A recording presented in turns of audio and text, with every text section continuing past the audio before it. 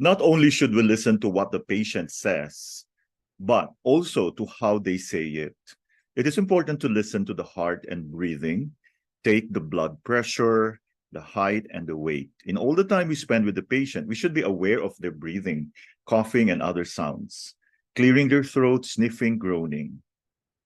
We find more about their imbalanced state from these clues rather than from all their verbal complaints. Now let's listen to the speech. Okay, fast and much or too much talking, it's heart-yang excess. Loud and aggressive speech means liver-yang excess. Slow, halting, shaky voice would indicate heart-qi deficiency. Rough or hoarse voice is heart-yin deficiency. Soft voice, liver-yang or qi deficiency.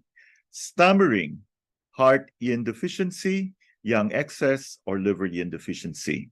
And slurring speech, heart-yang or qi deficiency. Now for the cough. Strong and urgent cough means lung-yang excess.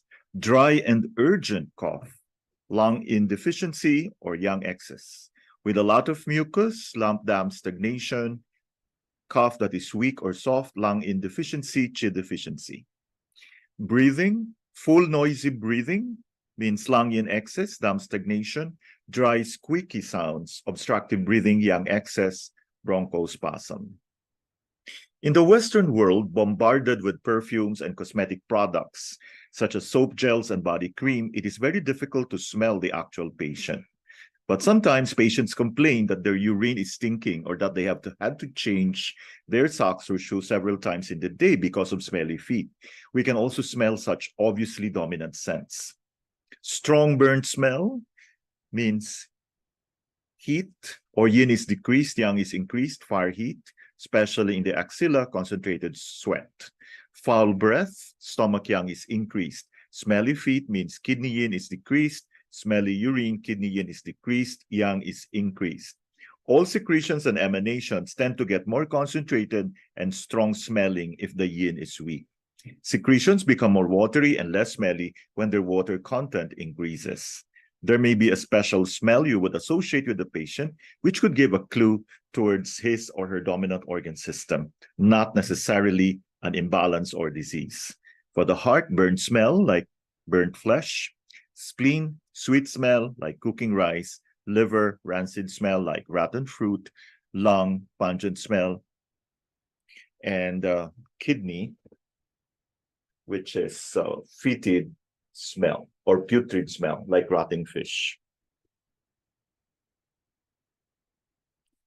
Now let's go to palpation. It is important to palpate a pain area, be it in a joint, the abdomen, or just in the muscle or tendon. If there is extreme pain on palpation, this could indicate yin excess or yang excess. If pressure is actually comforting, this shows deficiency. It is important to palpate the abdomen if you intend to needle this region, looking for an enlarged liver and spleen, cysts or tumors, abdominal rigidity, which may indicate peritonitis, fecal matter in the intestines, or a superficial and strongly pulsating aortic artery. Extreme care must be taken to avoid this. Palpation of the back shoe points is a very useful method of diagnosis, and treating the positive reaction points among the back shoe points will help alleviate discomfort in the organs and improve their function. Supposing a patient comes with abdominal distension and diarrhea, he is not very clear about location of the discomfort. How does one decide if it is from the spleen, the small intestine, or the large intestine? If you palpate the back shoe points of all three organs for tenderness, you can find the culprit organ. Positive reaction points on back shoe points like nodules, tense muscle, etc. can show that these organs are chronically diseased.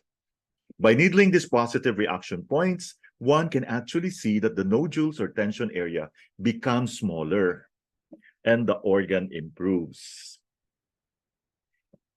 Okay, let's go to pulse diagnosis. This is a very old practical wisdom from TCM. In ancient China, it was very important to have a method of diagnosis which like this, which could diagnose imbalances in the body. both during and before illness actually manifested.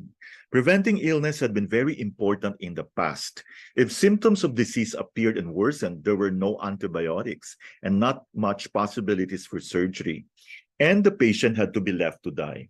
In the present day, things are quite different. The human body can be kept alive and functional using many artificial means. However, in this day and age, pulse diagnosis is still a very important part of diagnostic wisdom because it tells us about the state of blood, energy, and body fluid in the three body warmers and in the organs and tissues. Through this, we learn the tendencies of our body energies, even when the imbalances are not manifesting in symptoms, and correct them well in time. There are many ways to use pulse diagnosis, and one could make it as complicated as one wishes to. We use the pulse mainly to confirm diagnosis of the patient. Not only can you test if your diagnosis was correct, you could also check the pulse after treatment to check if your treatment has balanced the energy correctly, as the pulse should have changed. Okay, so let's take a look at this diagram. The therapist's fingers are at right angles to the patient's wrist. The middle finger is on the prominence of the styloid process of the radius. The index finger is between the wrist fold and the middle finger, and the ring finger is the same distance proximally to the middle finger.